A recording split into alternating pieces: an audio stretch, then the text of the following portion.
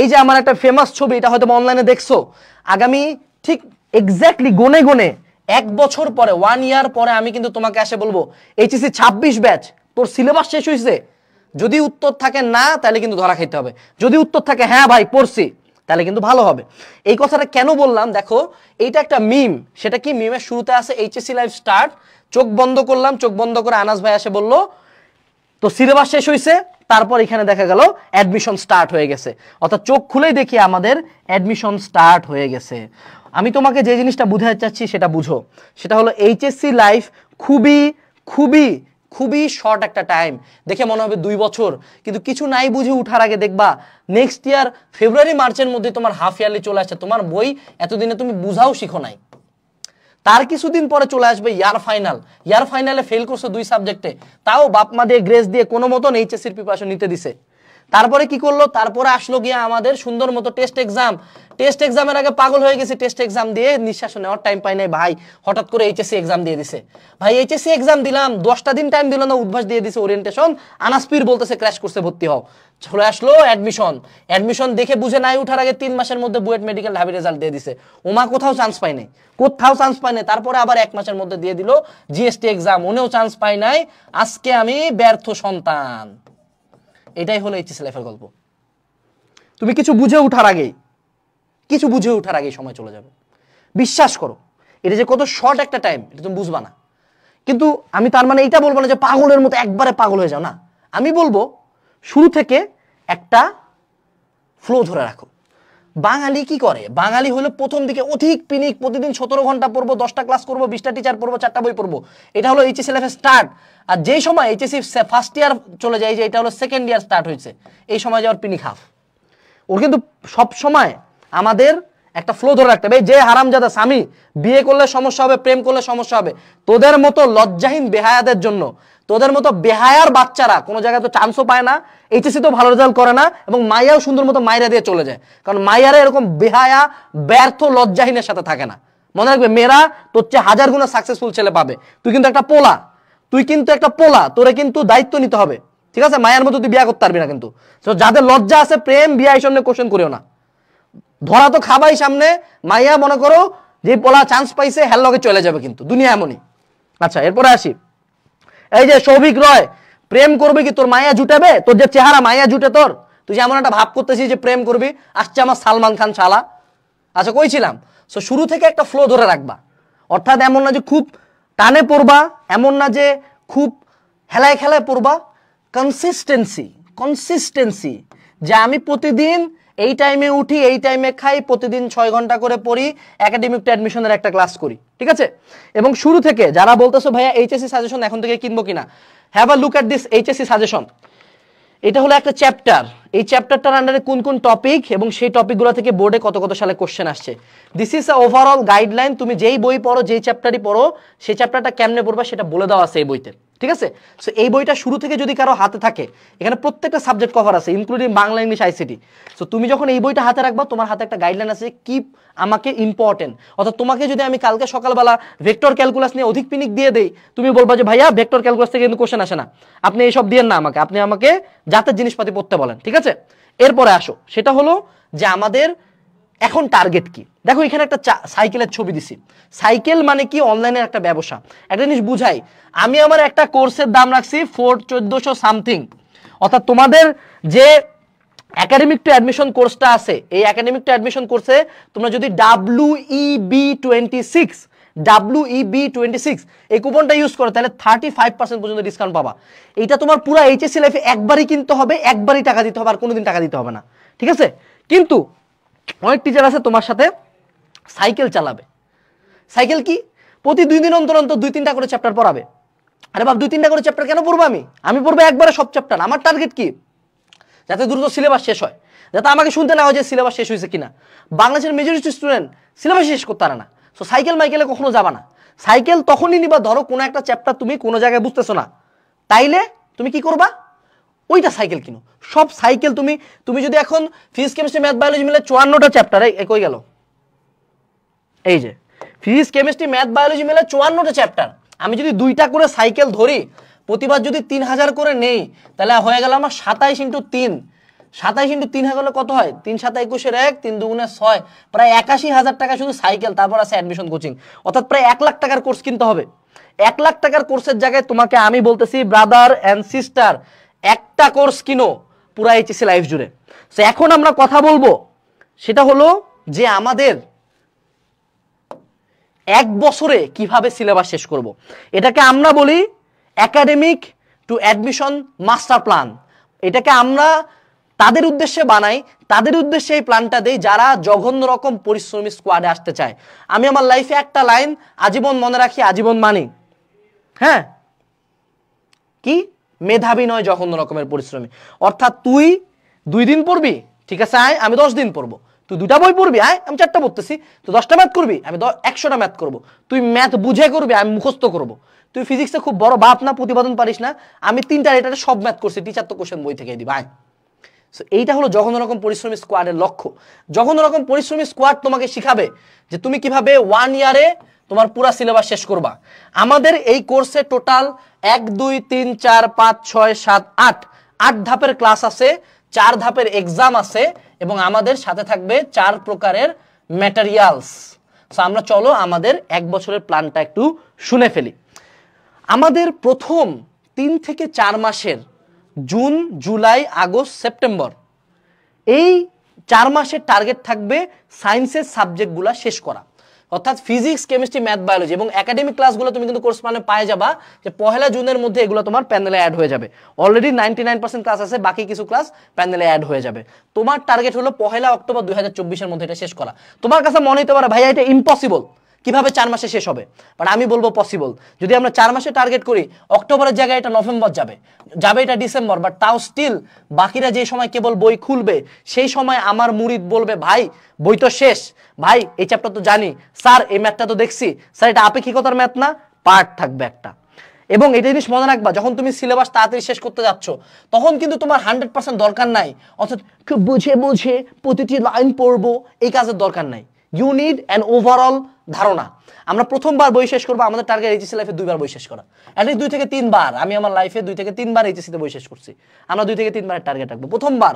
আমি যদি একটা চ্যাপ্টারে 50 to 60% কনসেপ্ট ক্লিয়ার করতে পারি, এই যে বুয়েট ফার্স্ট আসির আঞ্জুম খান, ওকে জিজ্ঞেস করিও, ও যেদিন প্রথমবার ভেক্টর চ্যাপ্টারটা করছে, ও কি প্রত্যেকটা ম্যাথ পারছে, ও কি প্রত্যেকটা টপিক বুঝছে, ও কি প্রত্যেকটা কনসেপ্ট ক্লিয়ার ছিল? উত্তর হবে না। সে বলবে না ভাই বুঝে নাই। এটাই বাস্তবতা, প্রত্যেকটা প্রথমবার পরে আমি সব বুঝবো না। তো আমার টার্গেট যত দ্রুত সম্ভব আমি বইটা একবার শেষ করবো, তারপর আমি সেকেন্ড টাইমে আসবো, ঠিক আছে? আচ্ছা, এরপরে আসো, সেটা হলো আমাদের পরবর্তী সেকেন্ড স্টেপ। সেকেন্ড স্টেপে যেটা কেউ করে না সেটা আমার মুরিদরা করবে। কি করবে? ওরা বাংলা ইংলিশ আইসিটি পড়বে। কেন বাংলা ইংলিশ আইসিটি পড়বে? কারণ তুমি যদি একটু খোঁজ নিয়ে দেখো এইচএসসিতে গোল্ডেন মিস হয় কি কারণে? বাংলা ইংলিশ আইসিটির কারণে। তুমি জানো যে বুয়েট কিন্তু মাঝে মধ্যে ইংলিশের নাম্বার দেখতে চায়। তো যদি এই 3টা সাবজেক্টে তুমি বাকি দেখছে নাম্বার ভালো পাও, তোমার বৃত্তি পাওয়া এইচএসসিতে ভালো রেজাল্ট করা ইজি হয়ে যায়। এবং বাকিরা এটা পড়বে পরীক্ষার 7 দিন আগে, আমার স্টুডেন্টরা পড়বে এটা 1 বছর আগে। তো পরবর্তী স্টেপে আমরা 20 জুনের মধ্যে Bangla English ICT class course already add আছে, বাকিগুলো অ্যাড করব। এবং তোমাকে এটা শেষ করতে হবে 15 নভেম্বর 2024, বা অ্যাটলিস্ট 1 ডিসেম্বরের মধ্যে টার্গেট করবা যে যাতে শেষ হয়ে যায় ক্লাসগুলো। মনে রাখবা বাংলা ইংলিশ আইসিটি 2 টাইপের মানুষ পড়ে। এক হলো যারা রেগুলারলি পড়ে, আর এক হলো পরীক্ষার 7 দিন আগে যারা পড়ে। পরীক্ষার 7 দিন আগে যারা পড়ে ওরা শুধুমাত্র কোনো মতো টাইনে টুনা পাস করে, যারা রেগুলার পড়ে ওরা ভালো করে। সো আমাদের এই হাই কোয়ালিটির ক্লাস আমরা এখানে অ্যাড করে দিব। বাংলা ইংলিশ আইসিটি তোমরা শেষ করে ফেলবা, এবং কোর্সে তোমাদের এখানে ক্লাস কিন্তু অলরেডি আছে। এরপরে আসো, সেটা হলো আমাদের ম্যাথ সলভিং ক্লাস। দেখো অনেকে ভাবো যে আমাদের একটা অনলাইনে একটা কথা আসছে যে 3,65,772 ঘন্টার একটা ক্লাসে তোমার পুরা ভেক্টর আমি শিখাই দেবো। আমি তোমাকে ওপেন চ্যালেঞ্জ করতেছি, ওপেন চ্যালেঞ্জ। তুমি যদি ভেক্টর 1 ক্লাস করার পরে আমার সাথে বসে ম্যাথ করতে পারো, আমি একটা স্টুডেন্টের সাথে বসে দিব, তাইলে আমি তোমাকে 10,000 টাকা দিব। যাও, একটা ক্লাস করার পরে ভেক্টর সব ম্যাথ পারতে হবে। এবং তুমি যদি নতুন এইচএসসিতে উঠো, ইম্পসিবল, একটা ক্লাসে কখনো ভেক্টর শিখতে পারবে না। তোমাকে কয়েকবার এই ভেক্টর চ্যাপ্টারটা পড়তে হবে। ভেক্টরে শুধু যেদিন থিওরি পড়াবো ওই দিন যদি তোমাকে আমি বেশি ম্যাথ করে তোমার মাথা পাগল হয়ে যাবে। আগে তুমি থিওরি আত্মস্থ করবা, 2-1টা ম্যাথ দেখবা, তারপরের ক্লাসে আসে আমরা কি করব? এইবার হলো আমাদের থার্ড স্টেপ, আমাদের ম্যাথ সলভিং ক্লাস। এখানে ফিজিক্স, কেমিস্ট্রি এবং ম্যাথের 3 থেকে 4টা রাইটারের ম্যাথ আমরা টাইপ ওয়াইজ সলভ করাবো। এই ক্লাসে টিচার কোনোদিন তোমাকে থিওরি পড়াবে না। এই ম্যাথ সলভিং ক্লাসে টিচার থিওরি পড়াবে না। টিচার এসে বলবো বাবা দেখ তুই তো থিওরি পড়ছিস, আয় তোকে বুঝাই এই ম্যাথটা এমনি করতে হয়। এইগুলা ক্লাস আমরা 1 জুলাইয়ের মধ্যে অ্যাড করে ফেলবো এবং তোমার টার্গেট হবে জানুয়ারি 2025-এর মধ্যে, 20 জানুয়ারি 2025-এর মধ্যে শেষ করা বা অ্যাটলিস্ট ফেব্রুয়ারির মধ্যে এই ক্লাসগুলো শেষ করা। কারণ ম্যাথ করার জন্য আলাদা একটা ক্লাস থাকবে, তুমি আলাদা করে ম্যাথ করবা, ঠিক আছে? আচ্ছা, এরপরে আসো, সেটা হলো in detail topic wise class. যখন তোমরা এতগুলা জিনিস কমপ্লিট করে ফেলছো তখন তুমি একটা মজার জিনিস লক্ষ্য করবা, ভাইয়া আমি তো ভেক্টর চ্যাপ্টারটা পড়ছি কিন্তু ভেক্টরের জানি ভেক্টর ক্যালকুলাস যে পার্টটা ছিল ভাই এটা আমি বুঝি নাই, এটা আমার খুব ক্লিয়ার করতে হবে। তখন আমরা তোমাকে in detail topic wise class দিব 1 জুলাই থেকে, যেগুলো তুমি বাকি 20 জানুয়ারি 2025-এর মধ্যে মোটামুটি 25 বা 30 জানুয়ারির মধ্যে শেষ করবা। এগুলা কি করবা, যে শুধুমাত্র যেই টপিকে প্রবলেম আছে এখানে ক্লাস থাকবে 300-400, মানে এই 300-400 ক্লাস তোমার করতে হবে না। যেই টপিকে ফিজিক্স, কেমিস্ট্রি, ম্যাথ, বায়োলজিতে প্রবলেম থাকবে শুধু সেটা হবে। এক ভাইয়া বলছে, কাউসার আহমেদ, ভাইয়া লাইভ ক্লাস না হলে কিভাবে হবে? কথা হলো তুই কি লাইভ করিস? দেখ দেখ একটা তোকে উদাহরণ দেখাই। কাউসার আমার এখানে রেজিস্ট্রেশন করেছে 17,000, করছে লাইভে আছে কত, লাইভ দেখতেছে কতজন? এটা কিন্তু ফ্রি, ফ্রি কিন্তু তাও মাত্র 1900-1800 পোলাপান দেখতেছে। এখন তুই চিন্তা কর, তুই যদি টাকা দিয়ে কোর্স কিনিস, তুই প্রথম 4টা লাইভ করবি, তারপর তুই ভাববি তুই রেকর্ড করবি, তুই কখনো রেকর্ড আর করবি না, তুই কখনো রেকর্ড ক্লাস করবি না। এই জন্য তোকে রেকর্ড ক্লাস দিয়ে দেওয়া হবে যাতে তুই যখন যেটা চাস তখন সেটা করতে পারিস। কারণ আমি লাইভ দিলে তোকে রুটিন অনুযায়ী আগাইতে হবে, রেকর্ড দিয়ে দিলে তোর একদিনে ঝড়, কারো ব্রেন ভালো ও একদিনে 4টে চ্যাপ্টার পড়তে পারবে, ধর তারও ব্রেন খারাপ ও একদিনে একটা চ্যাপ্টার পড়বে। দ্যাটস ওয়াই রেকর্ডেড, কাজ যে কোনো সময় জিনিসটা অ্যাক্সেসিবল। আর আরেকটা কথা হারামজাদা, 1400 সামথিং টাকায় তোকে 2000 ক্লাস, 4-5 হাজার বই দিতেছি, 800 এক্সাম দিতেছি, তুই কি ভাবছিস তোকে আরো 4000 লাইভ দিব? ইম্পসিবল। আমি গোটা বাংলাদেশের সবচেয়ে গরিব স্টুডেন্টদের সাথে ফ্রেন্ডলি কোর্স নামাই এবং এটা নামাবো লাইভ না, লাইভ থাকবে পরবর্তীতে লাইভ কোর্স থাকবে, ঠিক আছে? আচ্ছা, এরপরে আসো টেস্ট পেপার সলভিং ক্লাস। এবং এবার ফেব্রুয়ারি মাসের দিকে বা মার্চ মাসের দিকে তোমাদের কলেজের হাফ ইয়ারলি চলে আসবে বা হাফ ইয়ার ফাইনাল আসবে, তখন কিন্তু কলেজের পরীক্ষার জন্য কি লাগবে? Test paper solving class. ততদিনে আমাদের টেস্ট পেপার সলভিং ক্লাস কিন্তু 24-এর মধ্যে অ্যাড হয়ে যাবে এবং 10 ফেব্রুয়ারি বা 25 ফেব্রুয়ারির মধ্যে টেস্ট পেপার সলভিং ক্লাসগুলো করে ফেলবা। অর্থাৎ আমরা কয়টা ধাপ কমপ্লিট করছি? 4 ধাপের ক্লাস কমপ্লিট করছি। কিন্তু আমরা একটা কথা ভুলে গেছি, সেটা হলো আমাদের এখন কিন্তু একাডেমিক পার্টে একাডেমিক এক্সাম ব্যাচ আছে।